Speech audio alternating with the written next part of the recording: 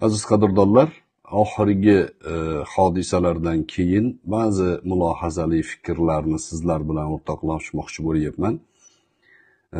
Biz siz qadrdonlar bilan bir necha yillardan beri islomni to'g'ri tushunish, uni siyosiy maqsadlar yo'lida qurol qilishning xatarlari, islomdan o'zlarini siyosiy maqsadlarida foydalanmoqchi bo'lgan odamlarni subuti burdi bo'lmasligi, pozitsiyasi yo'qligi to'g'risida ko'p gapirib kelganmiz. Bugun o'sha narsalarni yana bir karra isboti chiqib turibdi. Suriyada bo'lgan hodisalardan keyin Hizbut Tahrir a'zolari bilan o'sha Suriyada qurol ko'tarib yurgan jinoyatchi guruhni o'rtasidagi muomala, e'tibor bergan bo'lsangiz, juda keskinlashib ketdi. Hatto biz gapirmagan gaplarni ham, o'zi biz gapirgan gaplarni hizbiylar ularga qarshi gapirish bilan birga, biz gapirmagan gaplarni ham gapirib, shunaqa darajada haqorat qilishyapti. Mana shu o'rinda Hizbut Tahrir jamoasini tabiatini yana bir bor sizlarga ya'ni o'rtoqlashmoqchiman. Hizbut Tahrir jamoasini tabiati shunaqa, birodarlar. Ular demokratiya kufur, demokratik jamiyatda yashash kufur degan gaplarni amal qilish uchun aytmaydi. Balki jamiyatda ishonchsizlik ruhini tug'dirish uchun aytadi. Jamiyatda xalq yashayotgan sharoitiga norozi bo'lish kerak. Hukumatdan, davlatdan, ya'ni hukumat davlatga qarshi bo'lish kerak, undan ishonchini yo'qotish kerak va natijada mana shu siyosiy harakatlar, davlat to'ntarishlarini bir sabablariga hissa qo'shsa bo'ldi. Chunki bularda o'sha diniy e'tiqoddan avval aqliy va undan tashqari siyosiy maqsad birlamchi bo'lib yotadi. Maqsadlari yo'lida har qanday qonun qoidani chaynab, har qanday usul qoidaga teskari bora olishadi.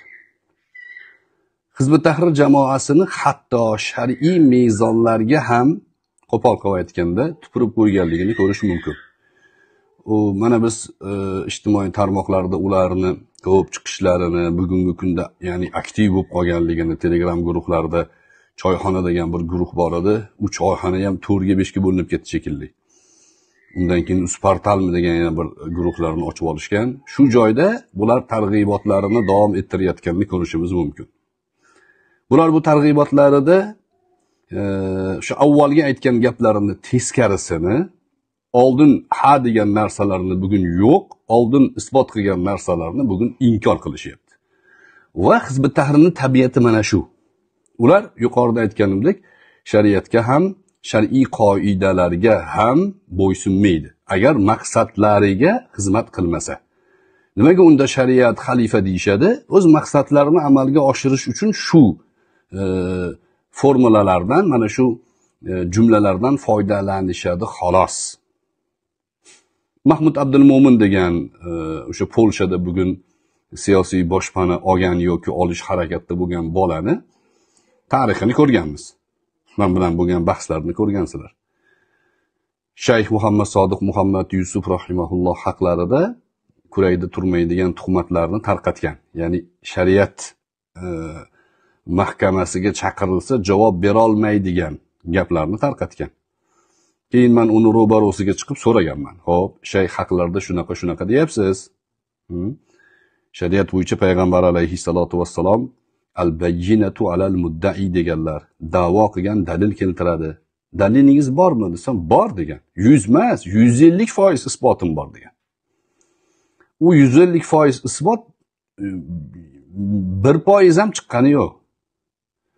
Keyin bular mana shu mahkama, ya'ni bir ma'noda shar'iy qonunga ko'ra, shariatning asosiga ko'ra da'vo qilgan dalil keltirish kerak degan masalani chetlab o'tmoqchi bo'lishdi. Bizning xalqimiz, yoshlarimiz, sizlarga alohida tashakkur. Hizbut Tahrirning bu tabiatini sizlar ko'rib, ko'zinglar ochilgandan keyin o'zinglar so'radinglar. Mahmud qayerga kirsa so'radinglar. Oxiri bu Boshibek ko'chadan chiqishlik uchun bular o'yin o'ynadi. Bir o'yini o'xshamadi. Endi ikkinchi o'yin ijtimoiy tarmoqlarda Ziyod degan bola bor. Ziyod. Bu Putnik degan profil bilan yuradi. Hozir bormi yo'qmi bilmadim. Shu bolani guvohlikka chaqirdi. U ham Hizb ut-Tahrir a'zosi, u ham menimcha shularni botqog'iga botgan, loyiqasidan loyiqalangan bola. U chiqib ya'ni Mahmud Abdulmo'minning gaplarini qo'shtirnoq ichida go'yo tasdiqladi, guvohlikka o'tdi. Shayx Muhammad Sodiq Muhammad Yusuf zonalarga borgan, mahkumlarga qaytishlari bo'yicha da'vatlar qilgan, ularni azoblashlikka fatvo bergan degan gapini, mana shu ma'nosini qo'llab-quvvatlash uchun guvohlikka o'tdi. Buni nima uchun eslayapman? Keyin ba'zi hodisalar bo'lgan, ko'pchilik bexabar qolgan. Undan keyin nima bo'ldi? Mahmud o'sha bolani maqtadi. Birodarimiz, ishonchli do'stimiz. Ozgina fursat o'tgandan keyin Mahmud Abdulmo'min Ukrainada qo'lga tushdi. Interpolda qidiruvga berilgan va Interpol buni ushladi. U joyda sud mahkamalari bo'ldi va o'sha Putnik profilda yurgan Ziyod Mahmud Abdulmo'min uchun pul yig'di xalqdan. Xalq deganda o'sha hizbga moyil, hizbni a'zosi bo'lgan va shu muammolarni eshitavergandan keyin xayoli ular tomonga burilib qolgan odamlardan pul yig'di. Qancha pul yiqqanini bilmaymiz. Endi eng qiziq joyiga e'tibor bering. Mahmud chiqdi, chiqqandan keyin Putnikdan pulni so'ragan. Pulni so'raganda Putnik pulni bermagan. Yo hammasini yo bir qismini yeb olgan bo'lib chiqdi. Keyin Mahmud Putnikni chaqirtirib yoki qayerdadir borib ushlab samasud qilgan. Endi ani Putnik sal kichikroq shekilli-da, xullas urgan uni. Keyin chiqib internetda Mahmud Abdulmo'min Putnikni ishonchsiz ekanligi, guvohligi qabul qilinmaydigan maxluq ekanligi to'g'risida video qo'ygan. Oz muddatdan keyin o'sha video o'chirib tashalgan. Menimcha Hizb ut-Tahrir jamoasini bosimi bilan olib tashashgan u narsani. Bu va bunga o'xshagan hodisalar ko'p. Bunga o'xshagan voqealar Hizb ut-Tahrirni a'zolarida juda ko'p uchraydi. Pozitsiyasi yo'q odamlar, yetalatma odamlar. Bir kishi yetalasa ketaveradi. O'zini fikri yo'q, o'zini xususiy qarashi yo'q. Yana shu tabiatiga bir misol o'zimni boshimda o'tgan narsa. Abror Muxtor Aliga muxolif o'laroq bular o'sha choyxona guruhlarida Abu Salohni chaqirib, Mahmud ular bilan rosa oshqatiq bo'lishdi. Do'st bo'lishdi, birodar bo'lishdi. Ular bizni ishonchli birodarlarimiz, mujohid birodarlarimiz dedi. Men o'sha paytlarda aytdim. Bular dedim, suv bilan yog' aralashmaydi. Qanaqa aralashishi mumkin? Mumkin emas. O't bilan suvga o'xshagan narsa bular. Bir-biriga yaqinlashsa, bir-biriga zarar yetkazadi. Nimaga birlashishi mumkin? Desam, keyin ma'lum bo'ldi, mana hammanglar ko'rib turibsizlar, siyosiy maqsadlari bo'lgan. Ya'ni dindan foydalanish, soqol, ro'mol masalalari, xalifa masalalari, jihod, hijrat, o'g'rini qo'lni kesish kabi islom istilohlarida qat'iylashgan masalalarni bular go'yoki o'zlarini siyosiy maqsadlariga qurol qilib ishlatishgan bo'lib chiqdi. Ozgina fursatdan keyin Suriyada bo'lgan oxirgi voqealardan keyin Mahmud yuqorida aytganimdek Abu Saloh va uning jamoalarini Suriyadagi xoyillar, nomardlar og'ziga kelgan gapni gapirib haqorat qilyapti.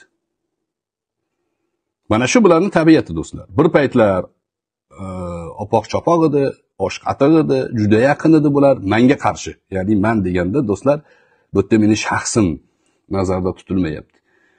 Siz qadrdon do'stlarimiz, aka-uka, opa-singillarimiz bilan birga bizni xalqimizga ular muxolif edi. bizni adashganlikda, kofirlikda, demokratiyada yashab kufr ish qilayotganligimizda ayblayotgan edi. Aylanib o'rgilib endi Mahmud Abdulmo'min Abu Saloh bilan birlashib bizga, bizni xalqimizga shunaqangi muxolif gaplarni gapirib yuruvdi. Natijada mana hozir endi Abu Salohlarga biz aytgan gaplar bilan tanqidiy gaplarni gapiryapti va haddidan oshib hatto haqorat ham qilyapti. Bizni ko'rgansizlar, biz Abu Salohlarni haqorat qilmaganmiz. Nimaga? Chunki ular adashgan odamlar. To'g'ri yo'lga kirsa, tavba qilsa, Alloh tavbasini qabul qilsin. Va biz ahli sunnamiz. Ularni kofir demaganmiz hech qachon. Lekin ular bizni kofir deyishgan. Hozir Hizbut Tahrirni ularni Hizbut Tahrirlar shu zindan kofirga chiqarishga, xoyinga chiqarishga jiddiy jahd qilishyapti. Harakat qilishyapti shunaqa bo'lishligini. Men nima degandim do'stlar? Hizbut Tahrirda subut yo'q. Hizbut Tahrir narkomanlarga o'xshaydi. Bir marta bu fikr bilan kasallandimi, bulg'alandimi, ozgina turib ko'zi ochilishi mumkin. Tavba qilganlar mustasno. Tavba qilganlarni men hech narsa demayman. Soddalar ko'p ilinib shunaqa bo'ladi, lekin bu dozadan anchagina olib qo'yganlarni o'sha tomonga tortib turaveradi. Mendagi hozir ba'zi xabarlarga ko'ra, bu Hizbut Tahrir jamoasini amirlaridan bo'lgan Hafizulloh va Sherali degan bolalar bor edi. Bular shu O'zbekistonda jazoni o'tash mahkamalarida tavba qilishib, tavba qilish maktablari tashkil qilishib, Hizbut Tahrir a'zolarini qasamlaridan voz kechtirib, bu yo'ldan qaytdik dedirib, gaplashib, shunaqa tashabbus guruhida yurgan edi. To'g'rirog'i birinchi Hafizulloh Nosirov Mujahidovich menimcha familiyasi. Bu kishi tavba qilgandan keyin qolganlarni ko'pchiligini tavba qilishiga sabab bo'lgan va o'sha Sherali eng ashaddiylaridan Sheralini ham o'zining maktabida suhbatlashib, pushaymon ekanligini, tavba qilganligini e'lon qildirishgan. Hozir meni bilishimcha, ular tashqariga qo'yib yuborilgandan keyin afu etilib o'zini jazosi tugagandan keyin chiqqan va Turkiyaga ketishgan. Turkiyada yana shu faoliyatlar g'imirlayotganligi to'g'risida xabarlar bor.